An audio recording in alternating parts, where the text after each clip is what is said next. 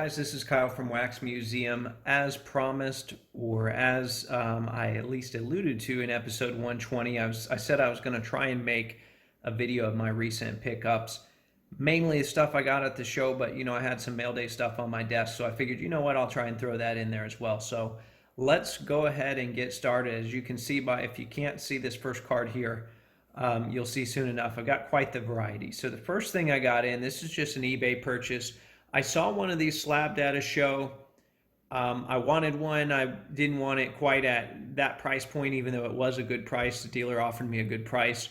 This is from the late 40s, and it's cut from a pack of Turf cigarettes. So it's a Ronald Reagan card, and there were 50 film stars in the set. I think I've seen Sinatra in the set as well. So I thought that was kind of interesting, something I don't see a lot. There is a crease on the back, but it's something different. It stood out to me. I like historical cards. Doesn't matter what side, politically they're on. I'll grab it. I like it. This is another eBay pickup here. This is a Danny Granger card. This is from the Topps Black Parallel. It's from 2009 Topps. And the seller listed this as silver, but I was searching all things Granger, and I happened to come across it. Pretty cheap price. The edges look pretty good compared to a lot of them that I've seen from the set, and even the back looks all right. There is some wear. That's to be expected. You might have seen a lot that I picked up, that Goodwill lot that I have here on my YouTube. I unearthed a Manu Ginobili, one of these. So got rid of the Ginobili. Got a Granger for a very small fraction of that cost. That's a win in my book. Okay, I also went to a local trade night in the area, which is something I'd never done before. I didn't really know what to expect going in there. I didn't make a lot of deals, but I made two. So I'm going to show you what I got from those two. So the first one wasn't a trade that I made, but I ended up buying these two cards for $10. So I thought that was a pretty good deal. As far as modern guys, I do really like RJ. I like Crusade. I know this isn't a real valuable card, but I've talked about it in episodes before. I like the Regal theme of Crusade. And then I needed a Maravich, a 74 Maravich. I didn't have one. It's not super high grade. There's definitely some indentations on it, but that's perfect for me. That'll probably go into a 74 binder at one point. So that's the one deal that I made there. The second one was a trade. I had a raw Tiger Woods rookie and a low-end Reggie Miller patch. I normally don't trade that kind of stuff for modern stuff, but as you can probably see by some of my posts, I like RJ Barrett a lot. And so I grabbed these two because these are different ones. And, I don't grab all the green, all the ugly, all the weird parallels, but I like the purple wave.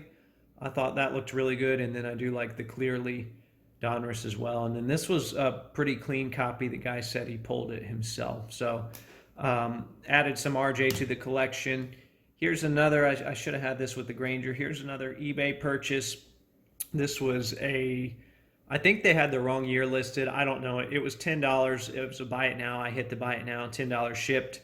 Any of these old Stadium Club plates from before 2000, I'll pick them up. I think this one's from, 1997, 98 Stadium Club. It's Jim Jackson. I really liked this set because it was called NBA Transactions. And it had a Chris Mullin card in there that showed going from Warriors to Pacers, and that I was really excited about that trade when it happened. I was a kid, but I thought, we're a super team now, right? Because we have Chris Mullin. So I think I've got the Charles Oakley, one of the plates from this set. So I've got Jim Jackson now too. So happy to add that to my collection. Any cheap 90s printing plate I'm going to add. Okay, this was just a $2 RJ Barrett purchase at a show that I set up at. I like Phoenix. I try to be pretty selective with the shiny stuff. Phoenix looks awesome, so I grabbed it. $2, can't go wrong with that. Here, okay, so now we're getting to the vintage stuff that I talked about in the episode. And the centerpiece of that purchase, I bought 4 cards from the guy. So the centerpiece was a Bob Pettit rookie. It looks pretty clean. There is like an indent here or something. It's not a pinhole because it doesn't go all the way through, so you can't see it on the back. And like I said in the episode, the stickers are irrelevant. That was not even like a tenth of that price probably once we bundled it all together. So the pinhole doesn't go through on the other side here. And you might be thinking, well, is that card upside down? Remember, a lot of the 57s were printed, the backs were printed upside down. So happy to get Bob Pettit. I had someone that I was talking to the other day, they said Bob Pettit is probably the best player of the 1950s. And, I don't know if I'm knowledgeable enough to confirm or deny that, but I was thinking about it. I said, you know what? Mikan was pretty much done at that point. Mikan came back for a little bit, then he retired again. And just for timing's sake, not a lot of guys played the whole decade with the level of success that he had. He won a title with St. Louis, which that's why you see the title on the back of the Hawks jerseys. That's why you can get Trae Young jersey cards that have that championship tag, because of this guy right here, Bob Pettit. So that was one of the cards. And then these three, which are actually kind of two of them, these two are roughed up. This one's not so bad. This is Bruce Hale. This is actually Rick Barry's father-in-law, or was his father-in-law from a previous marriage. Also coached him at Miami. He was going to coach him in the ABA at Oakland, and then all sorts of weird things happened. So I wanted a card of him, and he also played for the Indianapolis Jets. So no relation to the Pacers, but played for the Jets. So I thought that was cool. I definitely wanted to get that. Great looking card for 1948, even though looks like a little wear on the back. This one here, Red Holtzman. I know a lot, well, I don't know much about him, I should say, but what I do know about him comes from reading one of Phil Jackson's books. I think it was 11 Rings. He speaks very highly of Red. So, of course, Red went on to be a coach in the NBA and to have some success there as well. So it's pretty creased up, but he's one of the tougher cards in the set, or one of the more sought after cards in the set. So happy to add that. And then this one's all clipped up. Usually you see, I'm guessing it was in an album this way. And I guess maybe they just cut them out. Maybe they just cut this card out, or maybe the corners fell out. But, the dealer said this is a high number. I don't know anything about Leroy Robbins, so I've got some reading to do, which that excites me. So I saw that. I'm like, you know what, let's add that to the deal. I like weird stuff. I like that the corners were cut off the card, so that's why I added it. I know, weird, right?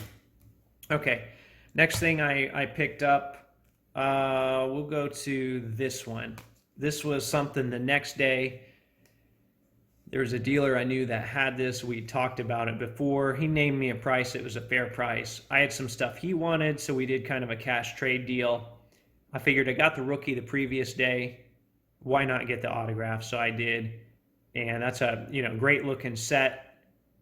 Obviously, it's got some attention because of the Wilt Chamberlain card, but Bob Pettit's in there as well. So I figured, I want to get that. Okay, so here, let's do these three cards first. So here is, someone had a box at the show, and it was day 2 of the show, and I had to do some digging for this stuff. So I saw RJ. I've got a red, white, and blue, but I'm like, you know what? These are falling so much in price. If the price is right, I'll grab it. I saw this Shawn Kemp. It's not really worth anything, but it's a team card parallel, so I wanted that. And then I saw this Paul Pierce, which stood out to me because I'm like, wait a second. That doesn't look like the regular game day insert. And I wasn't 100% sure what I had when I was kind of negotiating for this bundle price here, but the bundle price was very cheap, and I thought this was a Warp Tech. I, looked up some stuff later, and yes, it is a Warp Tech. So very happy to add this card. I would say to my collection, I doubt I'm going to keep it. It doesn't have a lot of significance to me other than the excitement of finding it. So I probably will move that. I think it's got, the corners on the back aren't great, but that's very tough card to find. And then the last one, This is one I bought from a zero feedback seller on eBay. Generally, that doesn't work well for me. In this case, it did. You can barely see it here. There's blue there, so it's 3 colored patches, or 1 3-color patch at least, of Dirk. Kind of a weird looking card, Bowman Elevation, but it's a patch numbered 4. And it came wrapped in saran wrap, but for the most part it's safe. There's a little scratches here and there, but for the most part it's safe. So haven't figured out what I'm going to do with that yet, but always nice to have a nice low numbered Dirk patch to make a decision on. So there you have it. Let me know in the comments which one of these pickups was your favorite. If you haven't listened to episode 120 yet, make sure you do that. New episodes every Thursday. Thanks for watching.